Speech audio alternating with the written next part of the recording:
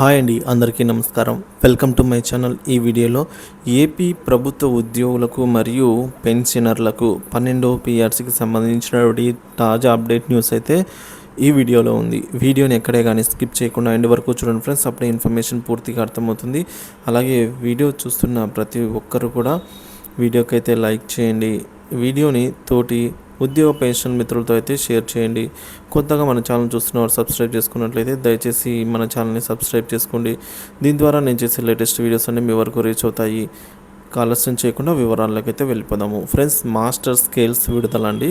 So ముందుగా master scales గురించి తెలుసుకుందాము.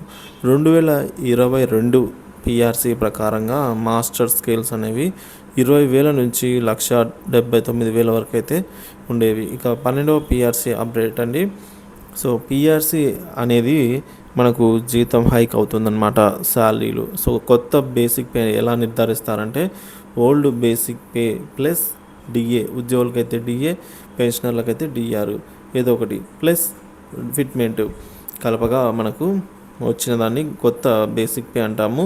So minimum to minimum 55 to 60% అయితే శాలరీలు హైక్ అవుతాయి అన్నమాట. ఓల్డ్ బేసిక్ పేతో కంపేర్ చేస్తే new basic pay is equals to old basic pay plus మనకు 2023 జూలై నాటికి 33.67% అయితే డిఏడిఆర్లు ఉండడం జరిగింది ప్లస్ ఫిట్మెంట్. సో ఈసారి ఫిట్మెంట్ ఎంత ఇస్తారు అనే దాని గురించి ఇప్పుడు తెలుసుకుందాము. సో 2023 జూలై నాటి డిఆర్లు 3.64. ఇక ఫిట్మెంట్ మనకు తెలియాల్సింది. సో ఫిట్మెంట్ అనేది పిఆర్సీలో ప్రక్రియ, ఉద్యోగుల జీతభత్యాలు పెరగడానికి అవకాశం కల్పించే ఫ్యాక్టర్ని మనం ఫిట్మెంట్ ఫ్యాక్టర్ అంటాము. సో 1986కు ముందు పిఆర్సీలో ఈ ఫిట్మెంట్ అనేది మనకు కనిపించదు. ఆ తర్వాత పిఆర్సీలో మొదటిసారిగా 10% ఫిట్మెంట్ను స్వర్గీయ నందమూరి తారక రామారావు గారు అయితే ఇవ్వడం జరిగింది. తదుపరి పిఆర్సీలలో అనగా మనం ఇక్కడ చూస్తున్నాం ఫ్రెండ్స్, ఇక్కడ స్క్రీన్ మీద చూడొచ్చు.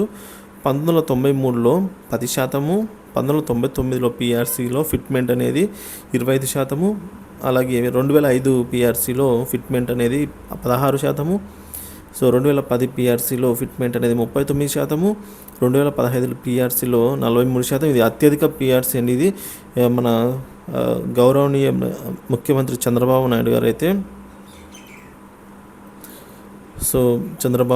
ఇవ్వడం జరిగిందనమాట. సిబిఎన్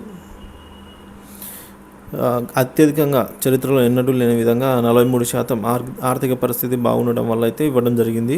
సో బాగోలేకపోయినా ఇచ్చారండి. అప్పుడు ఇంకా రాజధాని కూడా అమలు కాలేదు, ఏర్పాటు కాలేదన్నమాట. సో తర్వాత పిఆర్సీలో 23% ఫిట్మెంట్ ఇచ్చారు. దీన్ని రివర్స్ పిఆర్సీ అని అయితే అనుకుందాం.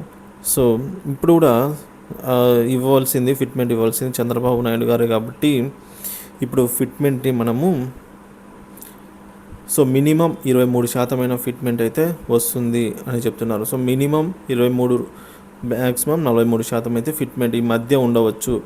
సో మినిమంతో మనం తీసుకుందాము. మినిమం ఫిట్మెంట్ అనేది 23% ఉన్నట్లయితే బేసిక్ పే 20,000గా అనుకున్నట్లయితే సో అతని శాలరీ బేసిక్ 20,000 నుంచి 31,334 రూపాయల వరకు పెరుగుతుంది. అదే మ్యాక్సిమం ఫిట్మెంట్ ఇచ్చినట్లయితే 20,000 బేసిక్ ఉన్న వారికి అదే బేసిక్ పే అనేది 35,334 రూపాయల వరకు పెరిగే అవకాశాలు ఉన్నాయి.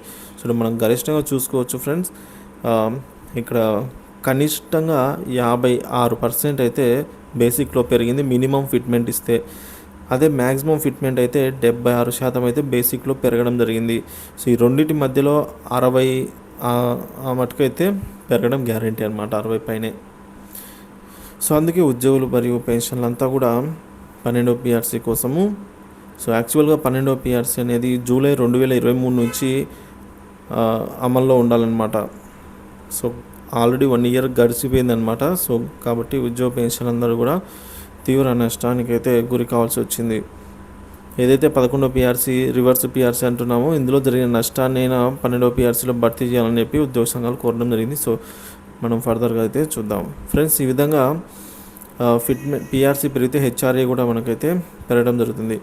ఇక అన్ని జిల్లాల హెడ్ క్వార్టర్స్కు 16% హెచ్ఆర్ఏ ప్రకటిస్తూ ఉత్తర్వులు అయితే జారీ అయ్యాయండి. 12% ఉండేది 16% అయితే జీవో నెంబర్ 69 ద్వారా అయితే పెంచడం జరిగింది. ఇక గత హయాంలో ఉద్యోగులు చెల్లించాల్సిన బకాయిలపై కూడా చర్యలు తీసుకోవాల్సిన అవసరం ఉంది. 11వ పీఆర్సీ బకాయిలు 2018 నుంచి పెండింగ్లో ఉన్నటువంటి డిఏడిఆర్ బకాయిలు ఈహెచ్ఎస్ ద్వారా క్యాష్లెస్ ట్రీట్మెంట్ అందేలా చూడాల్సింది ప్రభుత్వం. ఇక 12వ పీఆర్సీ కమిషన్ వెంటనే నియమించాల్సిన అవసరం ఉంది. కూటమి ప్రభుత్వం ఇచ్చిన హామీ మేరకు ఐఆర్ను, ముఖ్యంగా పీఆర్సీ సంవత్సరంన్నర ఆలస్యమైనందున ఇంకా ఐఆర్ను కూడా ప్రకటించలేదు. సో ఐఆర్ను కనుక ప్రకటించినట్లయితే ఉద్యోగ పెన్షన్లు 35% కోరుకుంటున్నారు. 30% తగ్గకుండా ఇవ్వాలని అయితే అడుగుతున్నారు అనమాట. ఐఆర్ ప్రకటించినట్లయితే కొద్దో గొప్ప పీఆర్సీలో మనకు కవర్ అవుతుందన్నమాట. సో ఉద్యోగులకు మధ్యంతర వృత్తిని వెంటనే ప్రకటించాలని ఏపీజేఏసీ కోరడం జరిగింది.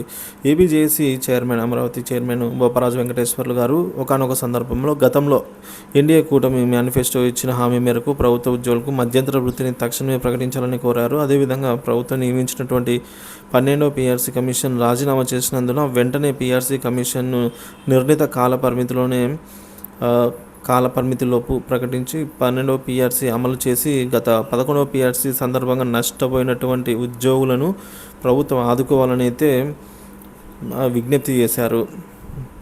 ఇక కూటమి ప్రభుత్వం ఉద్యోగుల పట్ల సానుకూల ధోరణితో వ్యవహరిస్తున్నందున గత ప్రభుత్వంలో జరిగిన నష్టాన్ని 12వ పీఆర్సీ ద్వారా అయినా భర్తీ చేస్తుందనే నమ్మకంతో రాష్ట్రంలోని 12 లక్షల మంది ఉద్యోగ ఉపాధ్యాయ పెన్షనర్లంతా కూడా, ఫ్యామిలీ పెన్షన్ అంతా కూడా ఆశాభావం వ్యక్తం చేస్తున్నారు. సో కూటమి ప్రభుత్వం అడగకుండానే ఈ విధంగా ఉద్యోగుల సమస్యల పట్ల సానుకూలంగా నిర్ణయాలు వెలువరించేందుకు 90 ఉద్యోగ సంఘాలతో కూడినటువంటి జేఏసీ ధన్యవాదాలు అయితే తెలియజేస్తుందని అయితే పేర్కొనడం జరిగింది. సో చూడండి ఫ్రెండ్స్, పీఆర్సీ యొక్క ప్రాముఖ్యత చాలా ఉంది. సో దాంతోపాటు డిఏడిఆర్ బకాయిలు, అలాగే ఇతర బకాయిలు కూడా చెల్లించాల్సిన అవసరం అయితే ఉందన్నమాట. సో ఫ్రెండ్స్, ముఖ్యంగా చూసుకున్నట్లయితే ఉద్యోగులకు మధ్యంతర వృత్తి ప్రకటించాలండి అని ఏపీజేఏసీ అమరావతి చైర్మన్ బొప్పరాజు వెంకటేశ్వర్లు కోరడం జరిగింది. అలాగే రిటైర్మెంట్ బెనిఫిట్ బకాయిలను కూడా వెంటనే చెల్లించాలి. బహుళ సంఘాల సభ్యత్వాలు ప్రభుత్వమే రద్దు చేయాల్సి అయితే ఉంది అని అయితే తెలియజేయడం జరిగింది. JAC AP revenue service association రాష్ట్ర కార్యవర్గ సమావేశ నేతల డిమాండ్ అయితే ఈ విధంగా ఉంది. ఇక 12వ పీఆర్సీ కనుక అమలు అయితే కొన్ని లాభాలు ఏంటి, నష్టాలు అయితే చూస్తాము. లాభాలే అండి, నష్టాలు ఏం లేవు. సో ఉద్యోగులు కనుక 12వ పీఆర్సీ కమిషన్ ఏర్పాటు చేస్తూ గత ప్రభుత్వం జీవో నెంబర్ 68 విడుదల చేసింది. సో 12వ పీఆర్సీ అప్పుడు అమలు చేసినటువంటి పీఆర్సీ కమిషన్ రాజీనామా చేశారనమాట. సో ఇప్పుడు మళ్ళీ పీఆర్సీ కమిటీని అయితే ఏర్పాటు చేయాల్సి ఉంది. పీఆర్సీ కనుక మనకు ఇచ్చినట్లయితే 12వ పీఆర్సీకి సంబంధించి న్యూ బేసిక్ పేని అయితే ఇప్పుడు లెక్క చేద్దాం. Old basic pay plus DADR fitment కలిపి న్యూ బేసిక్ పేని అయితే మనకు తెలిసిందే. సో ఇక పీఆర్సీ కనుక పెరిగితే హెచ్ఆర్ఏ, హౌస్ రెంటల్ అలవెన్స్ అనేది కూడా పెరుగుతుంది అనమాట. సో ఈ హెచ్ఆర్ఏ అనేది పెన్షనర్స్కి వర్తించదు. సో అలాగే ప్రస్తుతం ఉన్నటువంటి పీరియాడికల్ ఇంక్రిమెంట్స్ ఇవి 6 సంవత్సరాలు, 12 సంవత్సరాలు వీటిలో కూడా మనకు ఇంక్రిమెంట్ అయితే పెరుగుతుందన్నమాట. సో ఈ పీరియాడికల్ ఇంక్రిమెంట్ అనేది పెన్షనర్స్కి వర్తించదు. పెన్షనర్స్కి ఎవరికైనా అడిషనల్ క్వాంటమ్ ఆఫ్ పెన్షన్ వర్తిస్తుందో వారికి కొత్త బేసిక్ పే ఆధారంగానే EQP అనేది రావటం జరుగుతుంది. ఇంకా అదేవిధంగా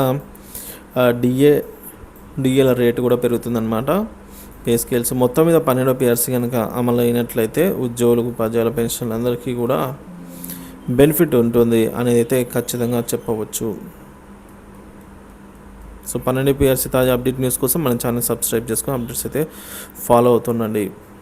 thank you for watching this video.